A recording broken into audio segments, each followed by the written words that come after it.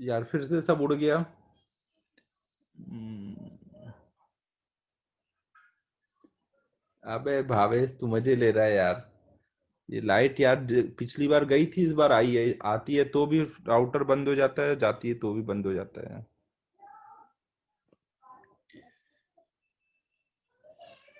सही बात है यार, फिर से लिखना पड़ेगा। नहीं, लाइट तो एक ही बार गई, वो गई थी, अब उस टाइम पर वो राउटर बंद हुआ था, अभी आई है तो फिर से बंद हो गया। चलो फिर से लिखता हूँ। तो अपना क्वेश्चन क्या था? प्रॉब्लम लिख लिया था सबने? ये अपनी कार ऐसे जा रही थी ए एक्सेलरेशन से, और ये पार्टिकल सस्पेंड किया था तो वो पीछे को थीटा एंगल पे रुका हुआ था ना। तो हमें ये थीटा की वैल्यू निकालनी थी। तो हमने क्या देखा कि जब हम कार को फ्रेम ऑफ रेफरेंस लेंगे ना, कार जब हमारा फ्रेम ऑफ रेफरेंस होगा तो क्या क्या फोर्सेस लग रहे थे? इधर को टी लग रहा था, नीचे को एम जी लग रहा था, और पीछे को सीडो फोर्स है। अगर ये एंगल थीटा है तो ये एंगल भी थीटा आएगा।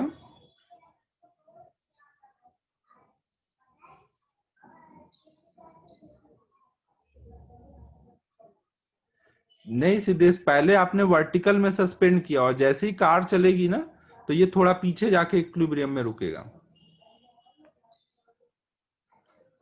तो अब यहाँ पे टी का इधर कंपोनेंट आ गया था, टी कॉस थीटा, जिस लाइन के साथ थीटा एंगल होगा उधर टी कॉस थीटा, और दूसरा वाला T sine theta.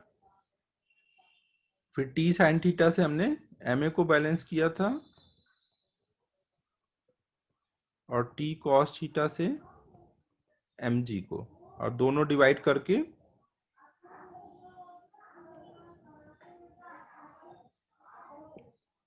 tan theta equal to आ गया था A by G. Theta equal to tan inverse A by जी।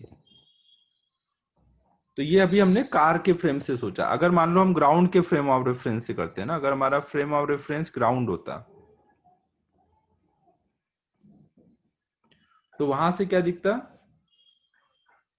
हाँ, फाइनल आंसर तो सेम ही आएगा। थीटा तो जो है वो सब जगह से सेम ही दिखेगा ना, जिस भी फ्रेम से देखोगे।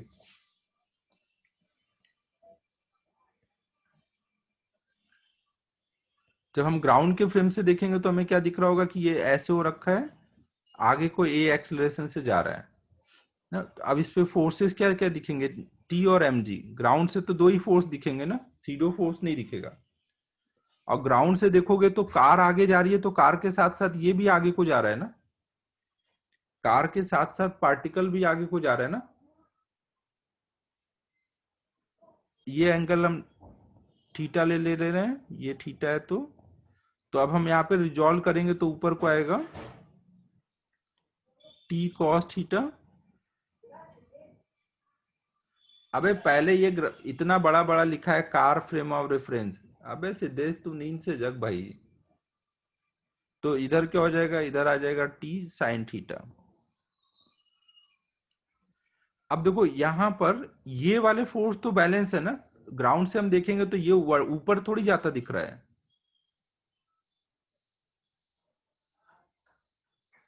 भावेश किस में सीडो फोर्स बोल रहा है? इधर ग्राउंड वाले में?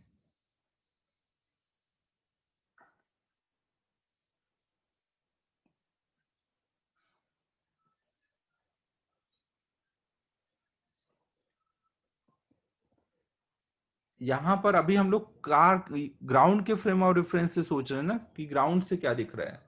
जब ऑब्जर्वर ग्राउंड पे खड़ा होगा, जब ऑब्जर्वर ग्राउंड पे खड़ा होगा तो उसको सीडो फोर्स लगता दिखेगा क्या?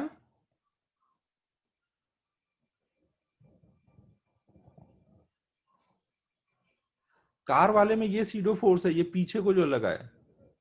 कार वाले में ये एम ए है ना सीडो फोर्स। ये आगे को ए से जा रहा है तो सीडो फोर्स पीछे को लगेगा ना। ना आगे कोई ए से जा रहा है तो ये सीडो फोर्स पीछे को लग रहा है, ये लगाया ना यहाँ पे कार वाले में। एम जी और टी तो रियल फोर्स है और ये एम ए सीडो फोर्स है।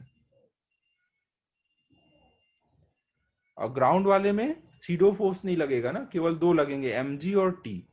टी का इधर आएगा टी कॉस थीटा और इधर आएगा टी साइन थीटा। अब ये जब हम ग्राउंड से देखेंगे तो ये हॉरिजॉन्टल में जाता दिखेगा ना, तो वर्टिकल में फोर्स बैलेंस होंगे और हॉरिजॉन्टल में ये नेट फोर्स है, तो ये एफ बराबर एम ए कर देंगे। हॉरिजॉन्टल में जो नेट फोर्स है वो बराबर क्या हो जाएगा, एम इंटू ए ना, वही एक्सेलरेट करा रहा होगा ना। तो हम लिख देंगे यहाँ पर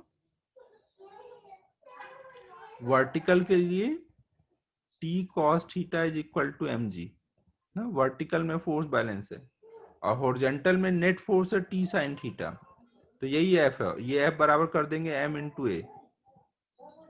तो देख लो इक्वेशन सेम आ रही है ना, यहाँ पे देख लो ये दोनों इक्वेशन सेम है, बस देखने का नजरिया चेंज हो गया है, यहाँ से कुछ और दिख रहा है, यहाँ से कुछ और दिख रहा है, बट इक्वेशन सेम है, क्योंकि रिजल्ट सेम आना है तो इक्वेशन सेम आएगी, तभी रिजल्ट सेम आएगा ना। अब दोनों को डिवाइड कर दो, इक्वेशन 2 को डिवाइड कर दो 1 से।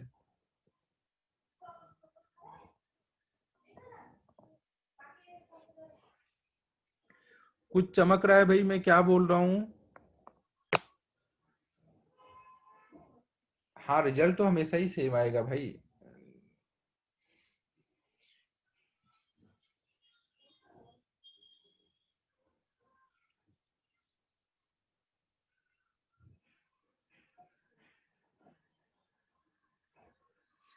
वो तो तुझे वेक्टर पढ़ने के बाद समझ आएगा सीधे, तू नोट कर ले, इधर को इतना लग रहा है, बाकी वेक्टर जल्दी जल्दी वीडियो कंप्लीट कर।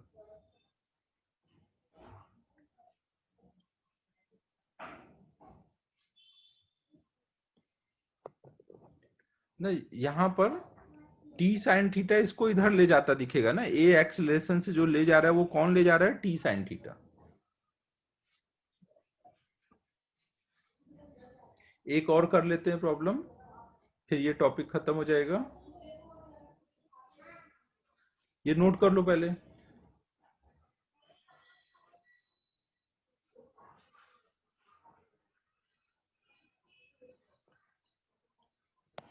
चलो अब देखो नेक्स्ट प्रॉब्लम क्या है।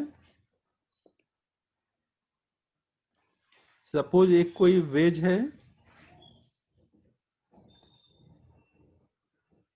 जो कि ग्राउंड पे रखा हुआ है, ग्राउंड स्मूथ है, और इस पे एक हमने ब्लॉक रख दिया, इसका मास स्मॉल एम, इसका मास कैपिटल एम। अब अगर देखो मैं इसको यहाँ पे ब्लॉक को रख दूं और सारे सरफेस स्मूथ है, तो ये क्या होगा, स्लिप होके नीचे जाएगा ना, नहीं इस पे स्लिप होके नीचे जाएगा ना। तो मुझे इसको रोकना है ना, मुझे इसको रोकना है, तो मैं क्या करूंगा, इस पे पीछे से तेजी से फोर्स लगाऊंगा, ताकि ये दोनों आगे को जाने लग जाए ना, ये नीचे ना जा पाए। कभी देखो कोई चीज पे, हैंड पे कोई चीज रखो और हैंड को थोड़ा ऐसे इंक्लाइन रखो, कोई चीज रखोगे तो नीचे गिरेगा, लेकिन हैंड तेजी से आगे ले जाओ तो वो फिर साथ में चला जाएगा, आगे नीचे नहीं गिर पाएगा। ऐसा देखो कभी किया होगा एक्सपेरिमेंट की ना, अगर हैंड रोक के रखोगे और हैंड थोड़ा इंक्लाइन है ना तो नीचे गिरेगा, लेकिन हैंड को तेजी से आगे मूव करो तो वो हैंड के साथ आगे चला जाएगा।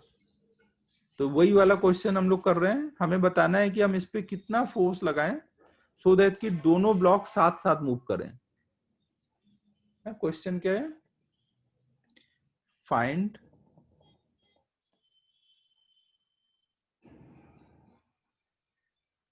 F so that wedge and block will move together। थोड़ी देर सोच लो फिर मैं बताता हूँ।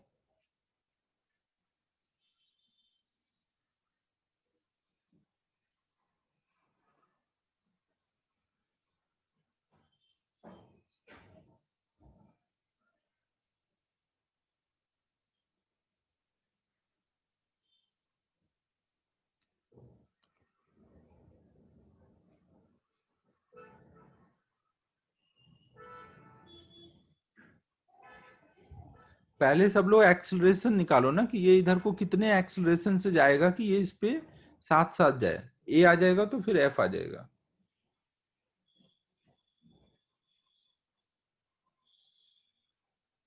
हाँ, ऊपर चला जाएगा आर्यन, अगर बहुत ज्यादा फोर्स से पुश करोगे तो ऑब्जेक्ट ऊपर चला जाएगा।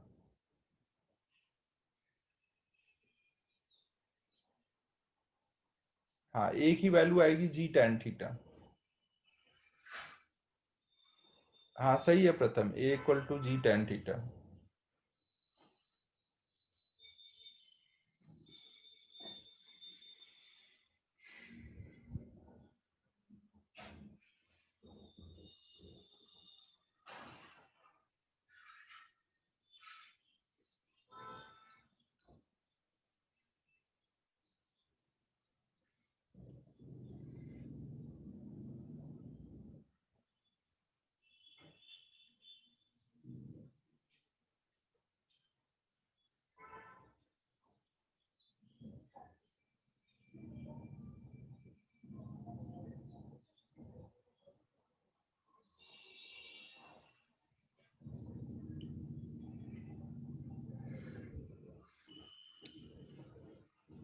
नहीं sir Ayu, acceleration G tan theta आएगा तो ए इंटू टोटल एम करोगे ना, एम प्लस एम आएगा, M plus M into G tan theta.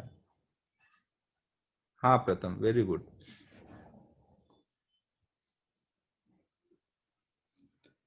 देखो अब हम लोग इसको कैसे सोचेंगे।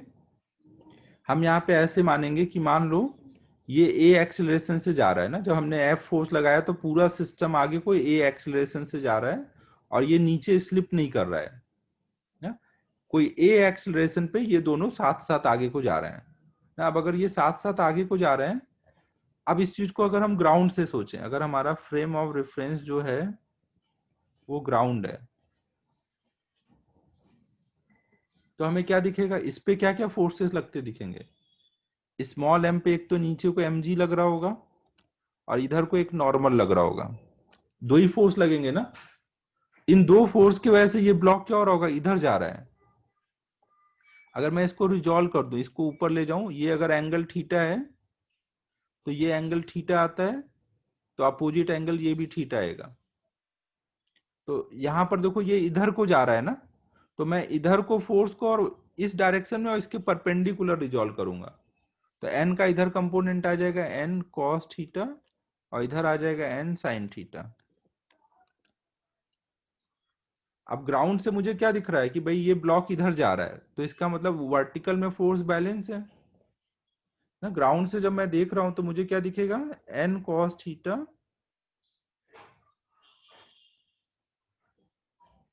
इक्वल टू एम जी और एन साइन थीटा ना, एन साइन थीटा उसको आगे ले जा रहा है, तो ये एफ है, नेट फोर्स है, तो ये एफ बराबर एम इंटू ए।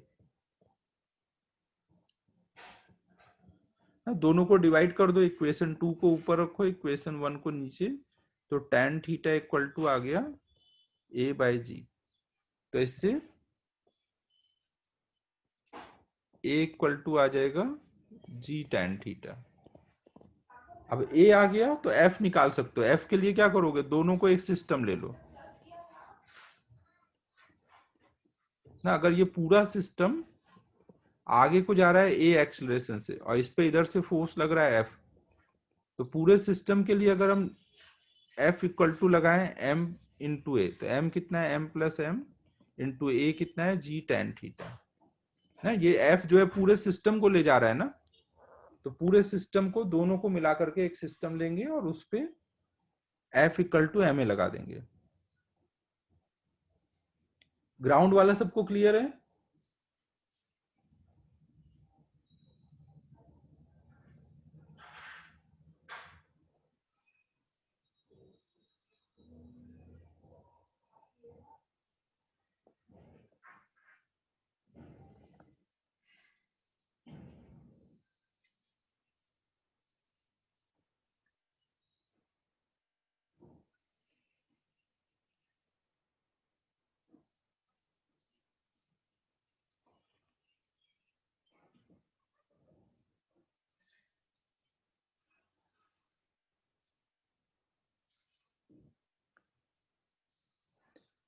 हाँ, अब ये चैप्टर खत्म हो गया है।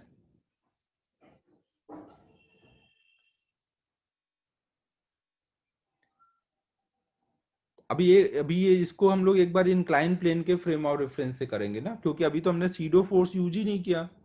हम तो यहाँ सीडो फोर्स की प्रैक्टिस कर रहे हैं ना, तो ये तो हमने बिना सीडो फोर्स के किया है। तो अभी हम लोग सीडो फोर्स इसको थोड़ा फ्रेम ऑफ रेफरेंस चेंज करके सॉल्व करेंगे ना। तो एक मिनट सिद्धेश, देख भाई, ये एन साइन थीटा अब रिजॉल्व करना है, वो रिजॉल्व कर ले और फिर उसके अकॉर्डिंग अप्लाई कर। अब इसमें और ज्यादा कुछ समझाने का है नहीं, थोड़ा तुझे समझना पड़ेगा। वेक्टर तू कर ले पहले, तभी थोड़ा समझ आएगा। देखो यहाँ पर, अरे यार F equal to M a लगा रहा हूँ भाई, हो एक्स एक्सिस के long F equal to M a लगा रहा हूँ। एक्स में फोर्स कितना है, एन साइन थीटा। एक्स में एक्सेलरेशन कितना है, ए, तो ये कर दिया है। अब देखो, ये नोट हो गया ना। अब हम लोग इसी को सॉल्व करेंगे इंक्लाइन प्लेन के फ्रेम ऑफ रेफरेंस से।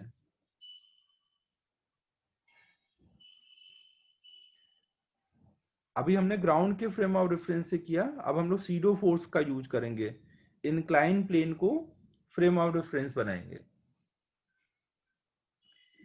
तो अब देखो, अगली बार हमने लिया यहाँ पर, सपोज हमारा इस बार फ्रेम ऑफ रेफरेंस जो है वो इंक्लाइन, ये वेज को ले लिया।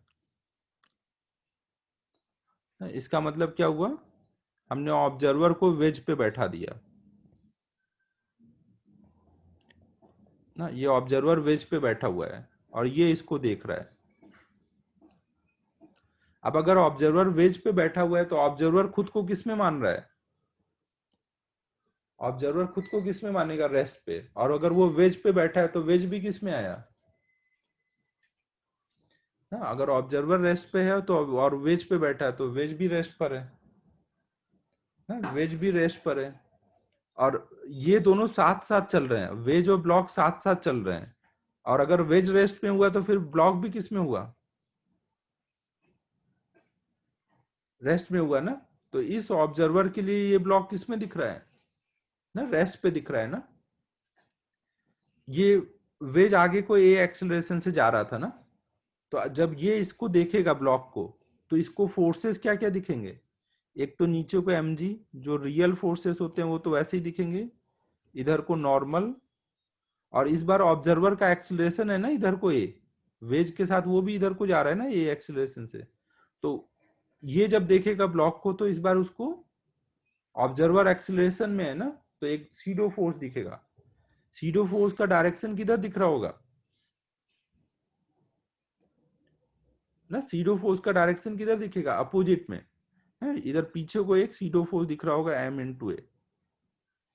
और ये क्या सोचेगा भाई कि ये तीनों फोर्स के वजह से एन, एम ए और एम जी के वजह से ये रेस्ट पर है ना। तो ये अब इसके अकॉर्डिंग सॉल्व कर देगा। इसको अगर हम ऊपर एक्सटेंड करें तो ये एंगल हमारा थीटा आएगा। तो एन का इधर कंपोनेंट आ गया एन कॉस थीटा, और इधर आ गया एन साइन थीटा।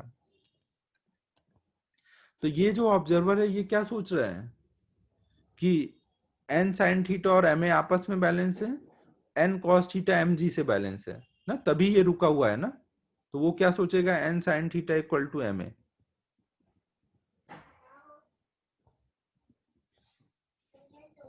और N cos theta equal to M G. दोनों डिवाइड कर देगा तो टेन थीटा इक्वल टू आ जाएगा ए बाय जी। तो इससे ए इक्वल टू आ गया जी टेन थीटा ना। ए आ गया तो फिर हम ग्राउंड से सोच करके एफ लिख देंगे ना। ए आ जाएगा तो फिर वैसे ही सोचेंगे कि दोनों ब्लॉक पे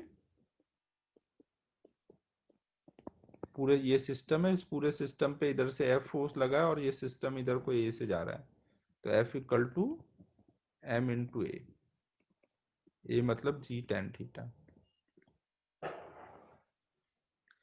ठीक है, सबको समझ आया। इक्वेशन देखो फिर से सेम बना हुआ है ना, इक्वेशन सेम बना हुआ है, बस देखने का नजरिया चेंज हो जा रहा है।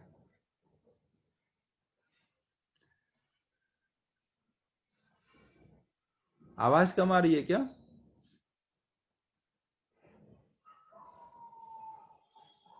कल्पेश, तेरे ही नेटवर्क में प्रॉब्लम हो सकती है।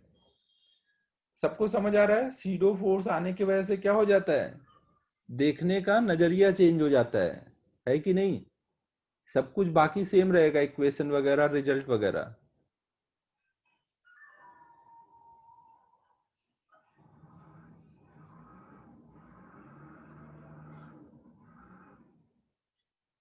ठीक है बच्चों, सीडो फोर्स समझ आया सबको?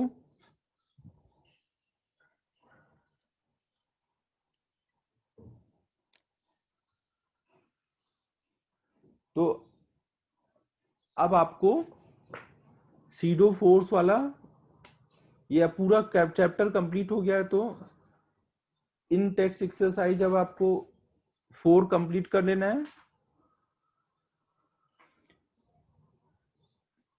वेज कंस्टेंट और करा दूं? अच्छा, एक मिनट ना, पहले होमवर्क बता लेने दो, फिर और करा देता हूं।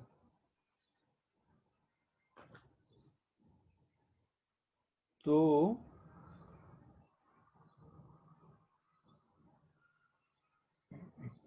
अब ये इनटेक्स एक्सरसाइज 5 कर लेना सभी। 4 तो हो चुका है, 5 करना है ना। फिर फिर पूरा ये चैप्टर आगे एक्सरसाइज 1 एटलीस्ट ट्राई कर लेना सब लोग।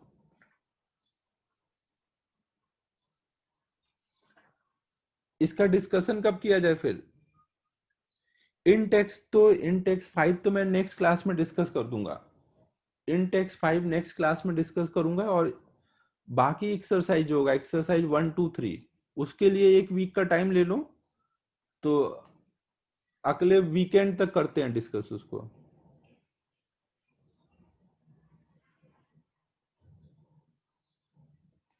ठीक है, लेकिन मंडे को आपको इनटेक्स 5 कर लेना है ना। मंडे को इनटेक्स 5।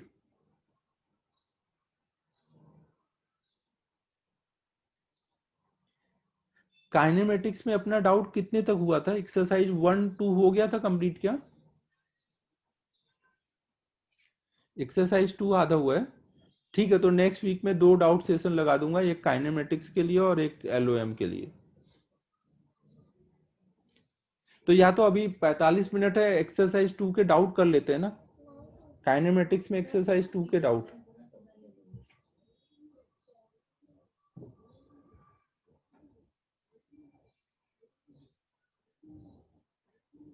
कि माया, ये जो सब हम लोग पढ़ रहे हैं ये सब बोर्ड में भी काम आएगा, और बोर्ड के अलग टीचर्स होते हैं, बोर्ड का हम लोग नहीं पढ़ाते हैं। जो भी हम लोग पढ़ाएंगे वो पढ़ के ये बोर्ड का हो जाता है, फिर भी बोर्ड के अलग से टीचर रहेंगे ना। जब ऑफलाइन शुरू होगा तो कुछ दिन बोर्ड का करा देंगे ना।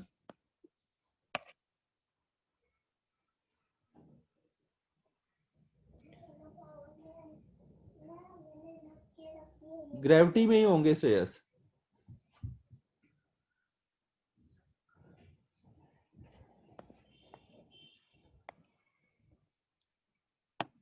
चलो वेज कंस्टेंट के और क्वेश्चन करा देता हूँ।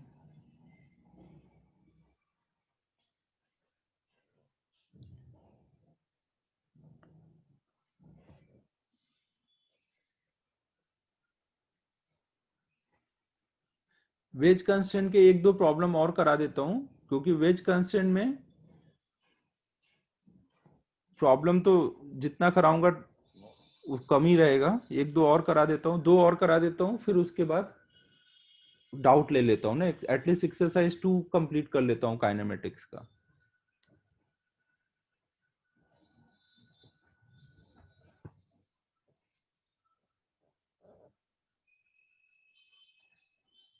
चलो और प्रॉब्लम कर लेते हैं अब फिर।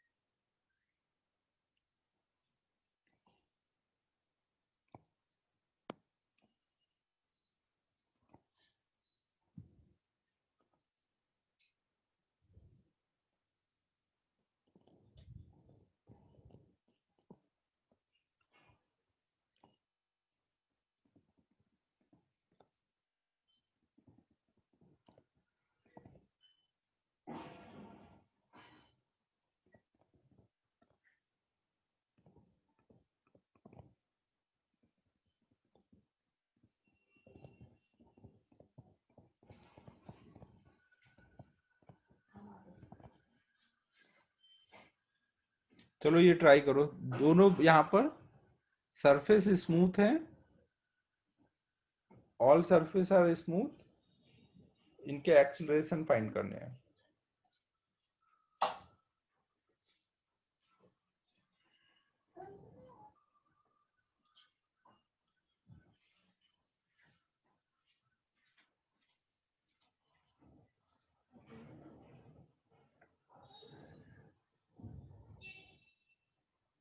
यार एक चीज मुझे और याद आ गई, एक चीज मुझे कराने को रह गई थी, एक्सेलरेशन ऑफ पुली निकलवाना रह गया है, तो ये प्रॉब्लम कर लो पहले, उसके बाद वो कराऊंगा, एक्सेलरेशन ऑफ पुली निकालना।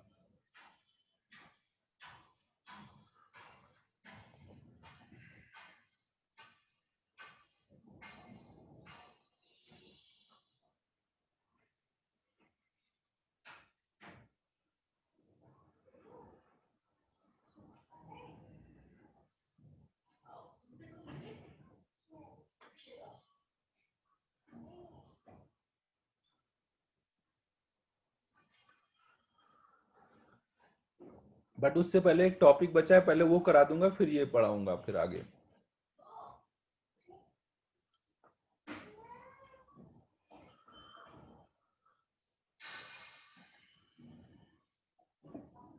क्लास में देखो एक चीज और है, डाउट सेशन जो लगेगा क्लास में, एक्सरसाइज 1 और 2 के ही हम लोग डाउट कर पाएंगे, क्योंकि 3 वाले क्वेश्चन हार्ड रहते हैं, वो केवल अच्छे रैंक वाले बच्चों के लिए।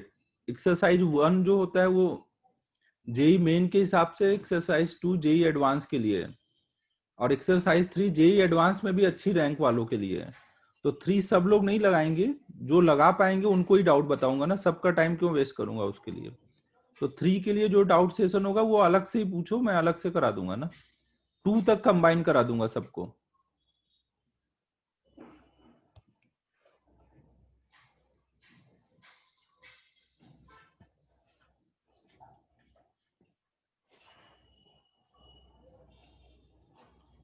नेक्स्ट वीक में कराता हूँ ना, अब आज तो टाइम नहीं मिलेगा, अब आज तो याद आ गया एक टॉपिक पढ़ाना था, तो नेक्स्ट वीक में 2 का जो बचा हुआ है आधा वो करा दूंगा, और एलओएम का लगा दूंगा ना।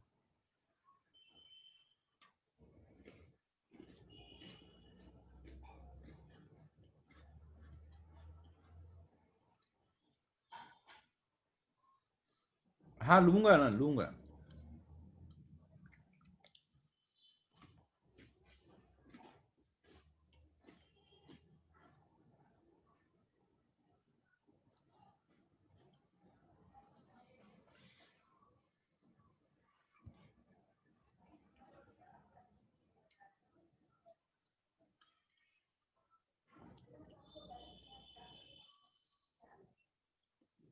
चलो अब ये करते हैं हम लोग। देखो यहाँ पे इस स्ट्रिंग में टेंशन आएगा ना, इसमें मान लो टेंशन कुछ टी आया,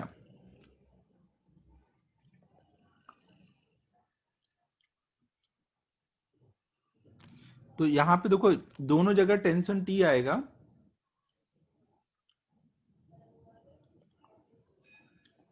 चेक करते हैं अभी आगे। तो अब देखो ये जो टेंशन टी लगेगा ये इस पुली पे लगेगा, नहीं ये टेंशन टी जो लगेगा ये इस पुली पे लगेगा ना, और पुली इसमें फिक्स है, तो एक तरह से इस पे वेज पे फोर्स लगा ना ये टेंशन टी, तो इस फोर्स की वजह से क्या होगा, ये इधर मूव कर जाएगा ना।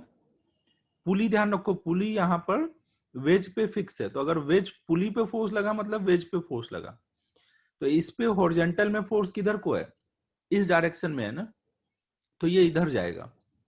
अब ये इधर जाएगा तो ये नीचे खिसकेगा, तो हम बोल सकते हैं कि इस इंस्टेंट पे मान लो ये इधर को ए एक्सेलरेशन से गया, तो ये नीचे को ए से जाएगा, और क्या इस इंस्टेंट पे ये इधर को भी जाएगा,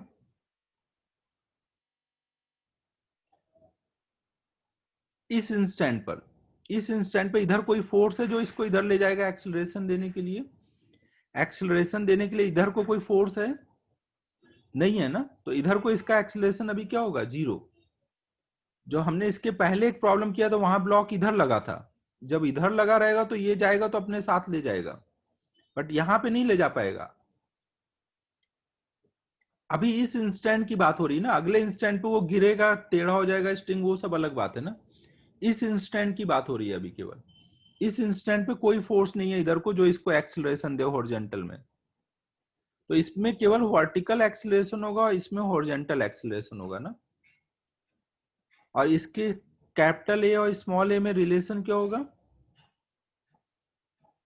हाँ भावेश, वो अगले इंस्टेंट पर होगा ना, अगले इंस्टेंट पे। इस इंस्टेंट पे बताओ कोई फोर्स होगा तभी ना जाएगा हॉरिजॉन्टल में। कोई फोर्स है हॉरिजॉन्टल में? इसमें कोई फोर्स नहीं है ना। अगर एन लगेगा तो एन इधर को लगेगा, इधर थोड़ी लगेगा। तो इस इंस्टेंट पे नहीं हो पाएगा, अगले इंस्टेंट पे हो पाएगा वो। हम इस इंस्टेंट के लिए प्रॉब्लम सॉल्व कर रहे हैं, जब का दिया है तब के लिए।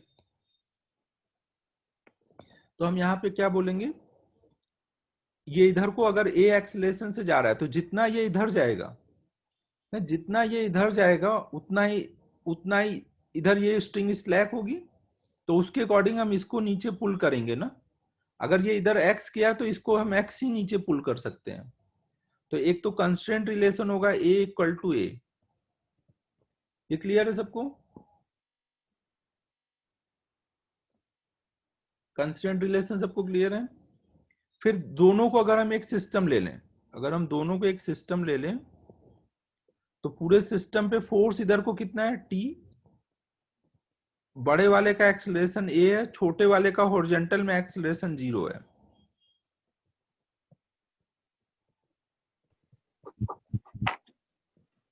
है कि नहीं? छोटे वाले का 0 था ना, हॉरिजॉन्टल में लगाया ना, एक्स एक्सिस में ये इक्वेशन लगाई। फिर ब्लॉक के लिए लगाएंगे, ब्लॉक के लिए लगाएंगे तो क्या आएगा, नीचे को एम जी, ऊपर को टी, और ये जा रहा है नीचे को ए से। तो M G minus T equal to M into A.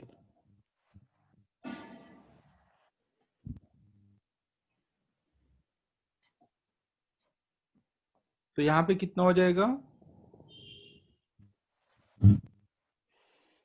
Equation 2 और 3 को ऐड कर देंगे ना।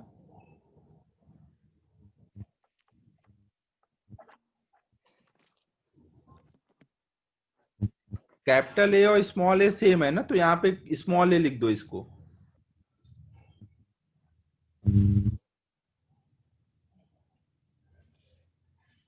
जिसको भी डाउट है अनम्यूट करके बोलो भाई, क्या बोलना चाह रहे हो। तो ये आ जाएगा m g over m plus M.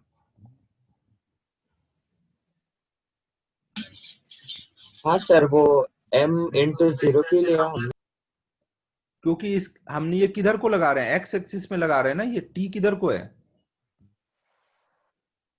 T horizontal में है ना, इधर एक्स एक्सिस लिया हुआ है। इसका एक्सेलरेशन कितना है एक्स एक्सिस में?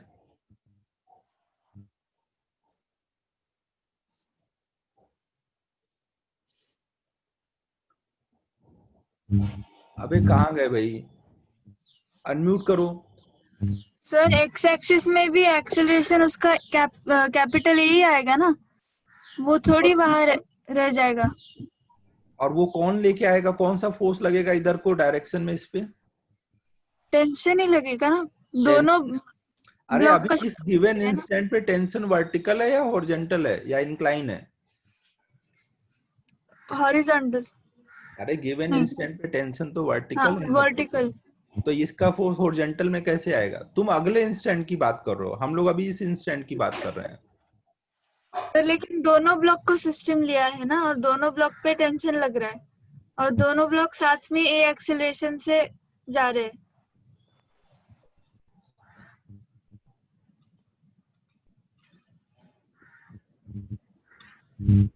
दोनों दोनों बोल के काम नहीं चलेगा सर, आयु ध्यान से समझ में क्या बोल रहा हूँ। देख, ये वाले पर बड़े वाले ब्लॉक पे तो ये टेंशन लग रहा है, लेकिन इस पे कौन सा फोर्स लगेगा जो इसको हॉरिजॉन्टल में ले जाएगा? हर एक ब्लॉक पे फोर्स लगेगा तभी ना वो हॉरिजॉन्टल में जाएगा। इस स्मॉल वाले ब्लॉक पे नीचे mg लग रहा है, ऊपर t लग रहा है ना। हॉरिजॉन्टल में नॉर्मल तो लगता तो इधर लगता ना, अगर ये दोनों प्रेस करते एक दूसरे को, इधर लगता। तो लेकिन वो जब मूव करेगा वो ब्लॉक वो भी मूव साथ में किया, मूव होगा जैसे वो ना। मूव करेगा तब स्ट्रिंग इंक्लाइन होगी ना। तब जैसे ये मूव करके थोड़ा आगे गया, ऐसे हुआ ना, तब ये जाकर के जैसे ये मूव करेगा, ये पुली आगे चली जाएगी ना, ये ऐसे स्ट्रिंग आ जाएगी, तब वो नीचे गिरेगा ऐसे। वो अच्छा, अगला इंस्टेंट होगा ना, वो अगला इंस्टेंट है। इस इंस्टेंट पे क्या हो रहा है? ओके सर, समझा। हाँ, हम्म, तो ऐसे करके ये आ जाएगा ना। अगर ये वाला ब्लॉक इधर होता ना, ये ब्लॉक इधर होता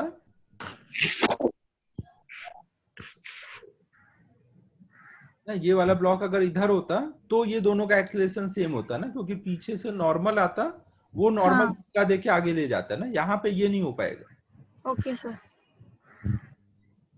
श्रेयस, इस बार का आंसर अलग है ना पिछली बार से। पिछली बार यहाँ पे ये वाला ब्लॉक इधर था, तो वो वाला आंसर बता रहा है। यहाँ पे ये 0 है, ए नहीं है, 0 है। बट वहां पे ए आएगा ना। अबे यार, इतनी देर से मैं क्या बता रहा था? इस सरायु को इतनी देर मैंने क्या बताया, तूने सुना कुछ? हाँ सर, मैंने सुना, बट फिर भी वहां पे ए आएगा ना। तो ए का रीजन बताएगा तो क्यों आएगा ये? सर ए नीचे है और फिर मतलब टेंशन बैलेंस करके। ये जो फोर्स है, ये फोर्स है, ये किधर को हमने लिया है? ये हमने एक्स एक्सिस में बनाया है ना, इधर को हमने एक्स एक्सिस लिया हुआ है। सर बट ए हमने नीचे लिया है ना। हाँ, वेरी गुड। तो इसका अगर मैं स्मॉल एम वाले का एक्सेलरेशन देखूं, कैपिटल एम वाले का तो एक्सेलरेशन जो है इधर को ए है, और स्मॉल एम वाले का इधर को ए है। इधर को कितना है इसका एक्सेलरेशन? 0 है। 0 है ना। तो जब मैं एक्स एक्सिस में लगाऊंगा तो एक्स वाला एक्सेलरेशन लूंगा या वाई वाला लूंगा? नहीं सर, बट टेंशन और ये सब तो वाई एक्सिस में लग रहा है ना। अभी मैं कौन सी, ये देख वाई वाली इक्वेशन है, ये एक्स वाली है। तू किसकी बात कर रहा है? एक्स की बात कर रहा है या वाई की बात कर रहा है? वाई की बात कर रहा हूँ। तो वाई की, तो वाई में जब हम देखेंगे इस वाले ब्लॉक पे, तो क्या क्या फोर्स लग रहा है? नीचे mg, ऊपर t ना। हाँ नहीं, मैं क्या कहना चाहता हूँ कि T M plus M into A आएगा ऐसे। फिर से बोल, क्या यहाँ पे बोल रहा है? यहाँ पर हाँ, टेंशन दोनों तो का ये सेम एक्स आएगा में ना। है ना भाई। तू पहले डिसाइड कर कि तू एक्स में बात कर रहा है या वाई में। ये एक्स में है या वाई में, किधर है ये? ये एक्स में तो एक्स में कितना एक्सेलरेशन है इस ब्लॉक का? 0 है। तो मैं एक्स में वाला एक्सेलरेशन यूज करूं उसका, या वाई वाला कर लूं यूज? एक्स वाला। तो एक्स वाला तो 0 है ना, तो फिर क्यों यूज करूं मैं वाई वाला? ना, हमें पता है कि हाँ एक्स वाली जो भी चीजें होती हैं वो वाई से इंडिपेंडेंट होती हैं ना। हाँ, मैं एक्स दोनों को वाली एक साथ अलग होती है, कंसिडर वाई कर रहा हूँ। वाली अलग होती है। हाँ सर, समझा। एक का ऊपर लग रहा है, एक का इस साइड में लग रहा है, इसलिए इस वजह से। हाँ हाँ, समझा। Thank you. ठीक है। अब हम लोग पहले एक चीज ये कर लेते हैं, एक्सेलरेशन ऑफ पुली, फिर कुछ और प्रॉब्लम करा दूंगा इस पे।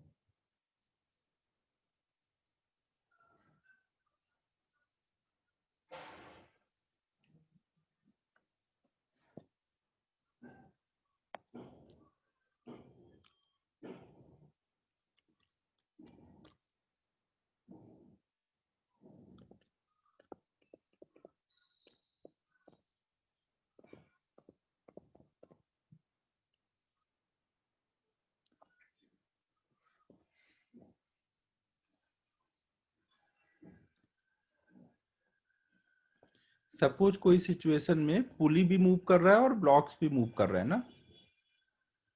ये मान लो ये पुली कोई और स्ट्रिंग से अटैच है ना। अब अगर मान लो ये नीचे को कुछ x1 गया, ये नीचे को x2 गया, तो ये पुली नीचे को कितना जाएगा? वो कुछ xp है। तो x1 x2 और xp में क्या रिलेशन होगा? तो इसको हम लोग देखो लूजनिंग टाइटनिंग से सोचेंगे। हम देखो यहाँ पे ऐसे सोचेंगे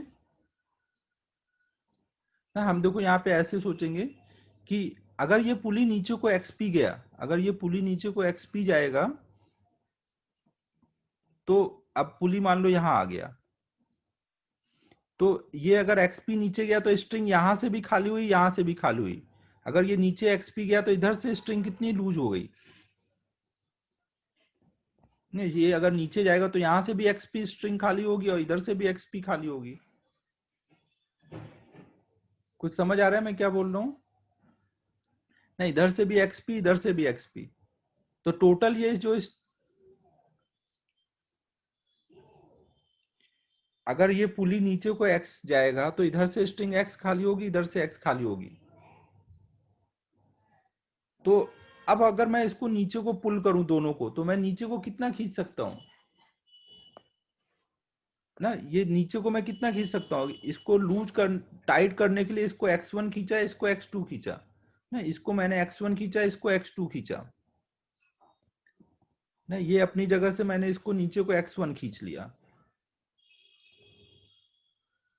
और इसको अपनी जगह से x2 खींचा।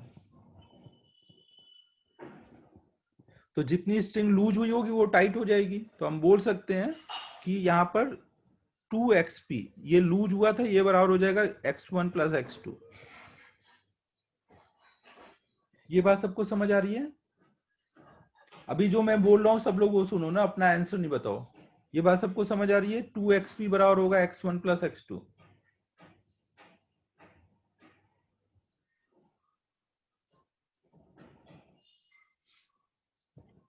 यहाँ पे हमने जो स्ट्रिंग लूज हुई वो किस वजह से लूज हुई है? इस पुली के चलने की वजह से। अगर पुली नीचे को एक्सपी चलेगा तो इधर से भी एक्सपी लूज हो जाएगा, इधर से भी एक्सपी लूज हो जाएगा ना, 2xp लूज हो जाएगा। पुली जब आगे बढ़ जाएगा,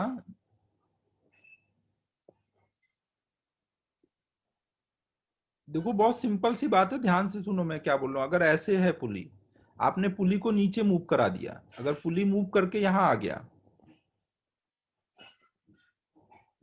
अगर पुली मूव करके यहां आ जाएगा तो अब यहां वाली स्ट्रिंग जो है वो खाली हो गई ना। अब मैं उसको नीचे खींच सकता हूं ना, दोनों एंड को ना। अगर ये नीचे को x खिसकेगा तो इधर से भी x खाली होगा, इधर से भी x खाली होगा ना। तो पूरी स्ट्रिंग कितनी खाली हो गई है? अब 2x खाली हो गई है ना। तो अब मैं इधर जो दोनों को खींचूंगा, दोनों के खींचने की वजह से ये 2x यूज हो जाएगा। तो अगर इसको खींचा मैंने x1, इसको खींचा x2, तो टोटल मैंने कितना यूज कर लिया? x1 plus x2। तो ये जो यूज में आया वही आया होगा ना जितना खाली हुआ होगा।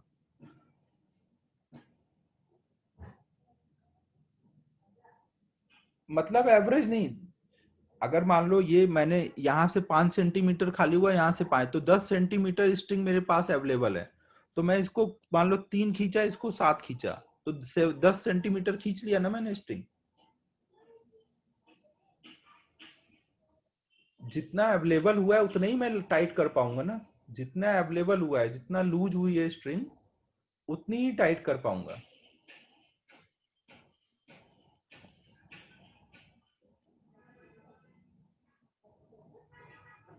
ना। इसको देखो मैं ऐसे समझाता हूँ। मान लो एक एल लेंथ की स्ट्रिंग थी, उसको मैंने अभी लूज करके रखा हुआ है। तो वो लूज कितना हो रखा है? 10 सेंटीमीटर लूज हो गया है। तो अगर मुझे टाइट करना है तो या तो मैं दोनों साइड 5-5 खींच दूं, या एक साइड 7 खींच दूं, एक साइड 3 खींच दूं, एक साइड 8 खींच दूं, एक साइड 2 खींच दूं, हो जाएगा ना टाइट। जितना लूज हुआ है उतना ही खींचना है दोनों एंड को। या एक एंड को पकड़ के रखूं, दूसरे को 10 खींच दूं, तो भी तो हो जाएगा वापस से टाइट। समझ आ रहा है? अगर 10 सेंटीमीटर लूज हुआ है तो दोनों एंड को मुझे जो खींचूंगा उनका सम जो आएगा वो 10 होगा, जितना लूज हुआ था। अब इसमें जरूरी नहीं कि दोनों को इक्वल ही खींचू ना, एक को कम खींच सकता हूँ, एक को ज्यादा खींच सकता हूँ। सबको अच्छे से समझ आया मैं क्या बोल रहा हूँ? तो यहाँ पे देखो क्या है, अभी जब ये भी नीचे को है, ये भी नीचे को, ये भी नीचे को, तो सब प्लस में आया ना। तो इसमें अगर कोई का डायरेक्शन रिवर्स होगा तो वो माइनस करना पड़ेगा। तो इसको हम ऐसे वेक्टर फॉर्म में लिख देते हैं, xp equal to x1 plus x2/2। ये वेक्टर फॉर्म में। अगर दोनों नीचे को हैं तो सब, ये भी नीचे, ये भी नीचे, तो दोनों को प्लस में डालो तो ये भी प्लस में आएगा, मतलब ये भी नीचे को आएगा। एक ऊपर है एक नीचे, तो एक को प्लस डालो एक को माइनस, तो उसके अकॉर्डिंग आ जाएगा ना। कोई एक डायरेक्शन में प्लस ले लेना, एक डायरेक्शन में माइनस, और साइन के अकॉर्डिंग डाल दोगे तो खुद ही आ जाएगा। अगर फाइनल आंसर प्लस में आया तो मतलब वो पुली नीचे गई है, अगर फाइनल आंसर माइनस आया तो पुली ऊपर गई है। जैसा भी साइन कन्वेंशन है वो फॉलो करो ना, साइन कन्वेंशन आप खुद से ले सकते हो। हाँ ठीक है श्रेयस, तू ऐसे ही बोल दे, एवरेज लेके सोच ले। अब देखो यहां पर हमें ये मिला XP equal to x1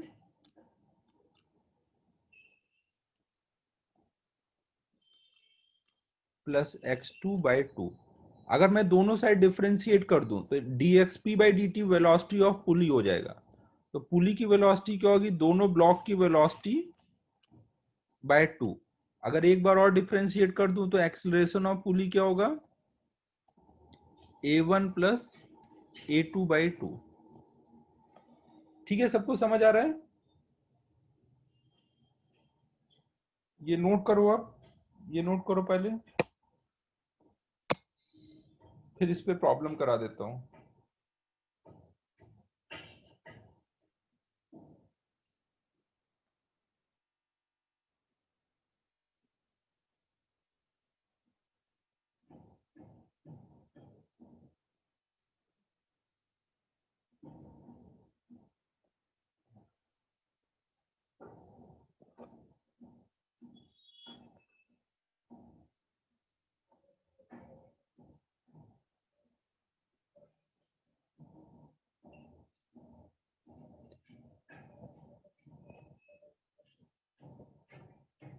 time के रिस्पेक्ट में ना, सबको टाइम के रिस्पेक्ट में किया है डिफरेंशिएट।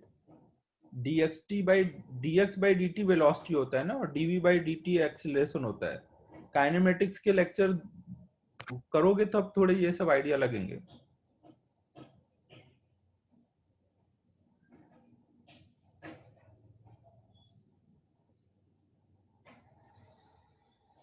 अब एक प्रॉब्लम देता हूं इस पे।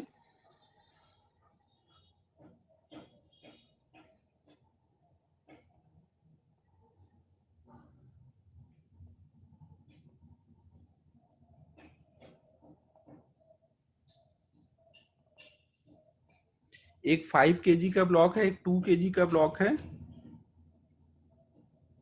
ये एक मासलेस पुली है।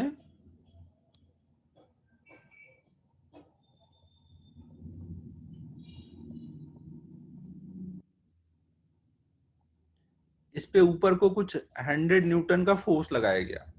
तो हमें बताना है find acceleration of pulley and blocks.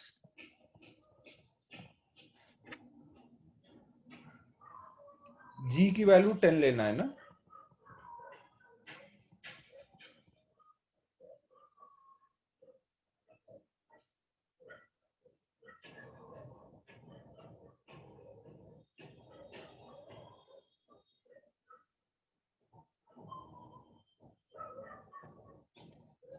इसको मैं ऊपर को 100 न्यूटन के फोर्स से खींच रहा हूं ना, ये अलग से एक्सटर्नल फोर्स दिखाया हुआ है।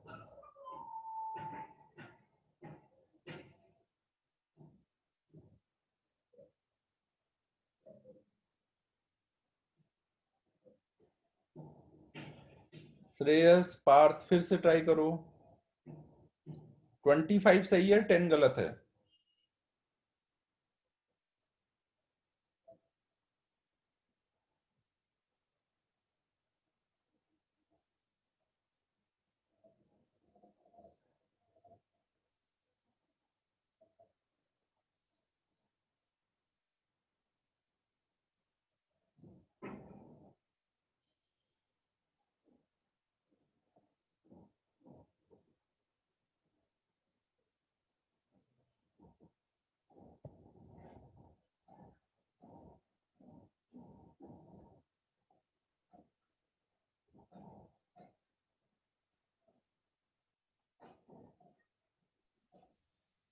नहीं, 25 ही बस सही आ रहा है, 20 तुम लोग का गलत हो रहा है।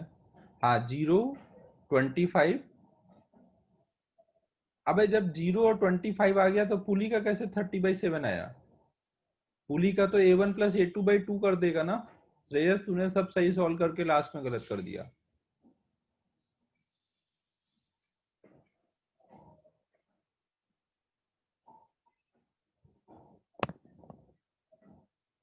हाँ 12.5। देखो बच्चों यहाँ पर जब मैं ऊपर को 100 न्यूटन फोर्स लगाऊंगा और ये पुली मासलेस है,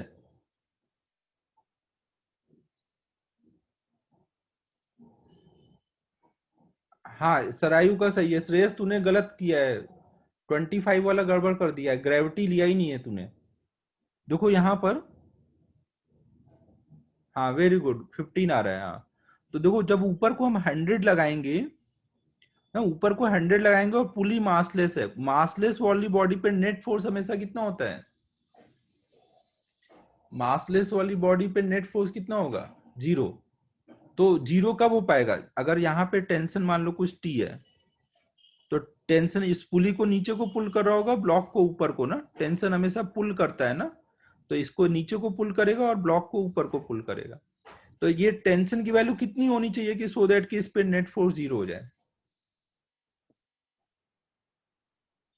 ना? 50 ना, जब 2t बराबर 100 होगा ना, इस पे नीचे को t और t टोटल 2t लग रहा है, तो इसका मतलब जब t बराबर 50 होगा तब जाकर के पुली पे फोर्स 0 होगा।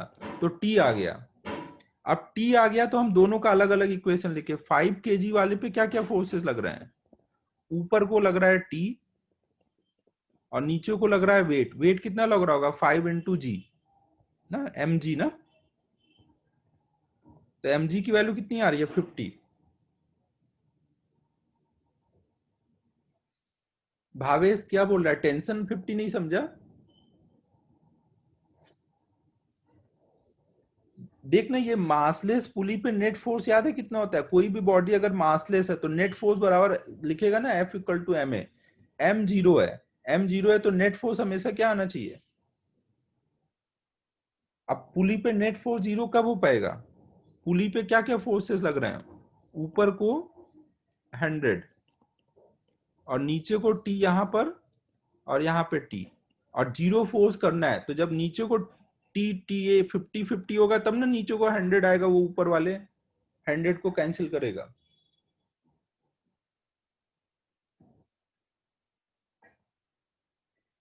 तो अब देखो सबको समझ आ गया ना कि 5 kg वाले पे ऊपर को 50 लग रहा है और इस पे नीचे को 50 लग रहा है, तो इसका एक्सीलरेशन आएगा 5 kg वाले का। 5 kg वाले पे जितना ऊपर को फोर्स है उतना ही नीचे को है ना, तो 5 वाले का एक्सीलरेशन 0 आ जाएगा। A5 मतलब ये 5 वाले का एक्सीलरेशन निकाला ना, नहीं यहाँ पे 5 वाले का निकाला। फिर अगर हम 2 वाले का निकालें, 2 वाले का जब निकालेंगे तो नीचे को इस पे कितना लग रहा होगा? mg मतलब 2g, 2g मतलब 20, और ऊपर को कितना लग रहा है? t, t मतलब 50। 2 kg वाले पे ऊपर 50 है नीचे 20 है, तो ये चलेगा या नहीं चलेगा?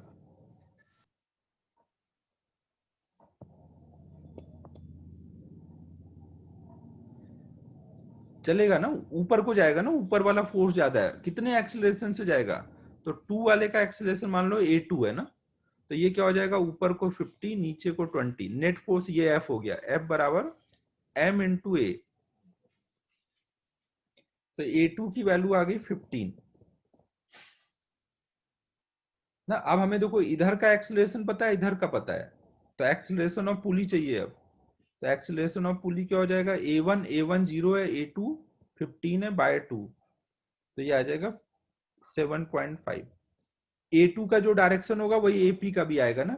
A2 का आपने प्लस में डाला था, ये भी प्लस में आया, मतलब पुली भी किधर जा रहा है? ऊपर को।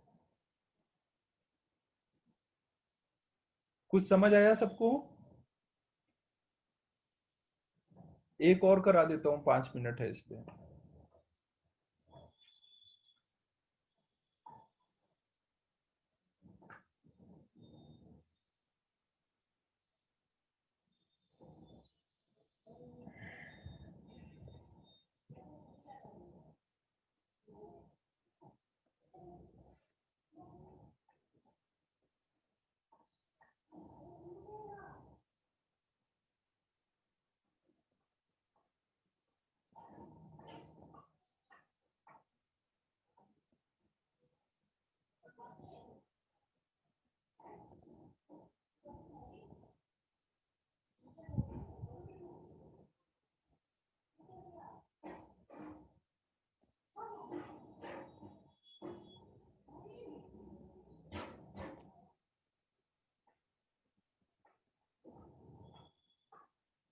इसको 60 कर देता हूँ, थोड़ा सॉल्व करने में आसानी रहेगा।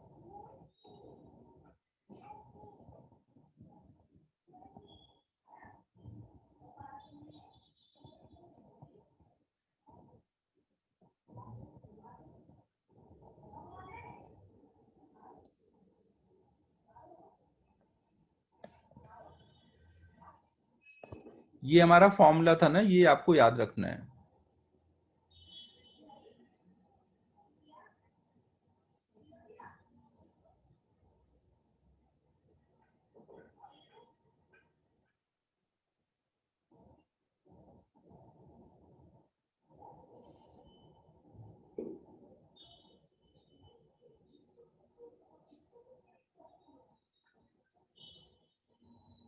हाँ ठीक है, हो गया, सबका हो गया। हाँ, पुली मासलेस है।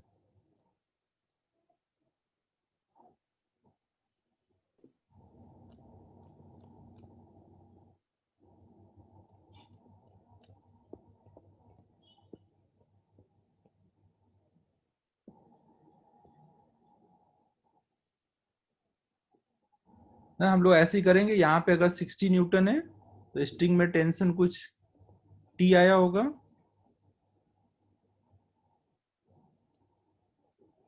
पुली पे नेट फोर्स 0 कर देंगे तो 2t इक्वल टू 60, तो t इक्वल टू 30। फिर इनके लिए अलग अलग लिख लेंगे। 1 kg वाले पे देखेंगे तो ऊपर को 30 और नीचे को 1g, 1g मतलब 10। 2 kg वाले पे नीचे को 20g, 20। तो 1 kg पे ऊपर 30 है, नीचे 10 है, तो 1 वाला ऊपर को जाएगा। इसको a1 बोल देते हैं ना, इसके एक्सीलरेशन को a1 और इसके एक्सीलरेशन को a2। तो a1 की वैल्यू आ गई 20। ऐसे 2 kg वाले के लिए लिखेंगे तो ऊपर को 30, नीचे को 20 इक्वल टू 2 इंटू a2। तो a2 इक्वल टू आ गया 5। अब a1 a2 पता है, तो पुली का एक्सीलरेशन हो जाएगा a1 प्लस a2 बाई 2। दोनों ऊपर को है तो इसलिए दोनों को प्लस में लिख देंगे। फाइनल आंसर भी प्लस में आ रहा है, मतलब पुली भी ऊपर को जा रही है।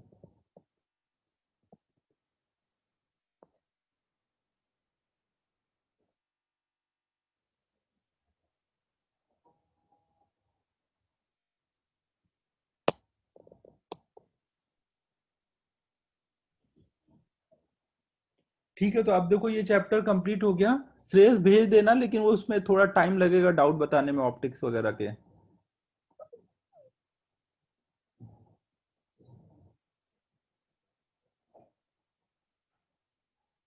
एक्सरसाइज 3 के जो डाउट होंगे वो 4 to 5 बच्चों का ग्रुप बना के उसमें बता दूंगा ना, क्योंकि उसके लिए क्लास नहीं लगाऊंगा, क्योंकि बहुत थोड़े थोड़े बच्चे करेंगे और वो कोई अभी करता है कोई बाद में करता है, तो ग्रुप बना बना के बता दूंगा ना। पहले पहले मुझे एक्सरसाइज 1 2 दोनों चैप्टर का कंप्लीट कर लेने दो, फिर 3 कराता हूँ। जो क्लास में डिस्कशन होना है उतना कंप्लीट कर लेने दो। अबे आर्यन, यही तो दिक्कत है इस साल अभी 12th पास वाले भी हैं, 12th वाले भी हैं, 11th वाले भी हैं।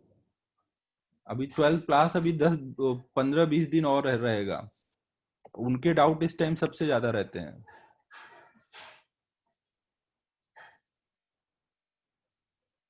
इम्पल्स आगे पढ़ाया जाएगा भावेश। इम्पल्स इस चैप्टर में नहीं, सेंटर ऑफ मास करके एक आगे चैप्टर आएगा तब पढ़ाऊंगा। नेक्स्ट चैप्टर फ्रिक्शन है। अब मॉड्यूल सब लोग करना स्टार्ट कर दो। मंडे को हम लोग इन टेक्स्ट एक्सरसाइज 5 डिस्कस करेंगे और फ्रिक्शन स्टार्ट करेंगे।